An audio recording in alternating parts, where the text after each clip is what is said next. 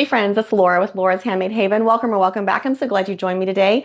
I am so excited because I am going to finally frame a cross stitch that I finished 3 years ago. When I finished my bachelor's 3 years ago, I started this little stitch. This is Peacock Manor, and you can find a link in the description box down below. So I mounted it initially onto some sticky board and with another decorative fabric behind it. And I had some magnets on the back, and I was switching it out on a rotating frame in my craft space. But then I was like, you know what? This actually kind of feels like it deserves a little bit more of a place of honor on my craft room wall. So I decided to go ahead and order a frame. I am so happy with this frame, you guys. I got the frame from ArtToFrames, and there's a link for that in the description box down below as well. And here is the frame. Look how fun that decorative edge is. I love it so much. I love how wide the frame is, and it's really nice. You can get different types of glass that don't have that reflection like that in it, but I did kind of skimp out, I guess, and just got regular glass for this frame. All right, so what I'm gonna do today is just mount this cross stitch into this frame. So I'm just going to let the tape roll and you can watch along, and I'll share some tips as I go.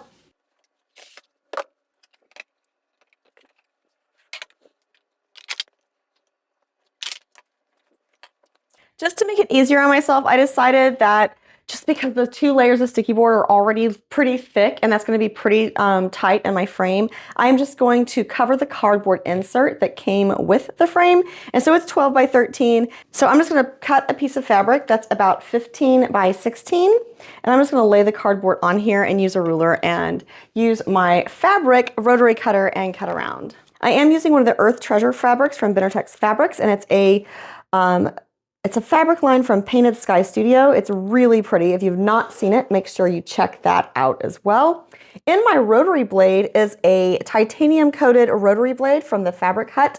I did a review about their blades a few videos ago on the channel. If you're interested in knowing more about those titanium rotary blades, please make sure you go check out that product review. I've definitely been using these blades for everything in the craft room, and they have so far held up really well. And like I said, I had replaced that blade on July 12th, so we'll see how long it lasts. Now I'm going to hot glue this fabric to this piece of cardboard, but before I do that, I'm going to switch out my fabric mat for my craft mat. Now I don't think that this would show through my fabric if I had it this way. No, this fabric is really nice, so it's not going to show through, so it doesn't really matter which way I put this cardboard on there, but I'm just going to cover the cardboard just like, oh goodness, are you old enough to remember when we used to cover our books and make our own little photo frames? Oh my goodness. All right, well that's what I was going to say. We're going to start with the corners first and put a little bit of glue in a couple of corners. If you saw my cross stitch finish, this is also very similar to how we finish like the sticky board for our cross stitch. My stepdaughter teases me that I have no feeling in my fingers, and that's why I can do hot glue projects so easily and quickly. And I tell her, well, that's because I am a child of the 80s and 90s, and we did a lot of stuff with hot glue. Now to make this easier, instead of pulling that around, I'm just going to flip this over. And that's going to make sure my edge is nice and straight along the edge of the cardboard, and it saved some burned fingers. It's kind of a turn and drag motion.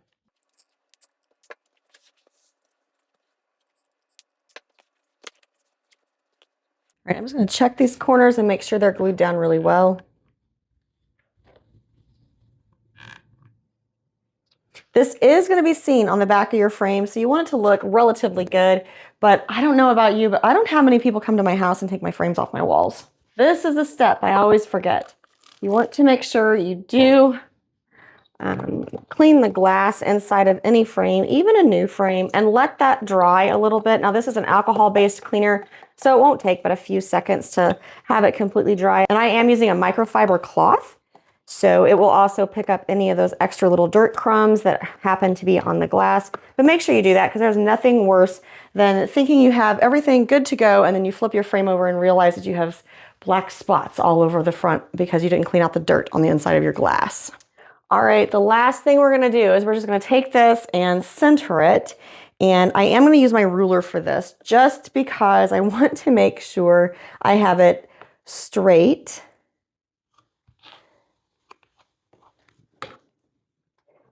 And, you know, close enough to center. So it looks like 2 1/4 from the side is pretty much center.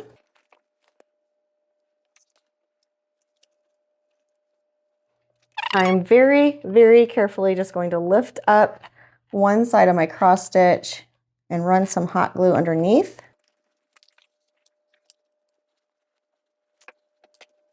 This is why we love hot glue. It dries so quickly.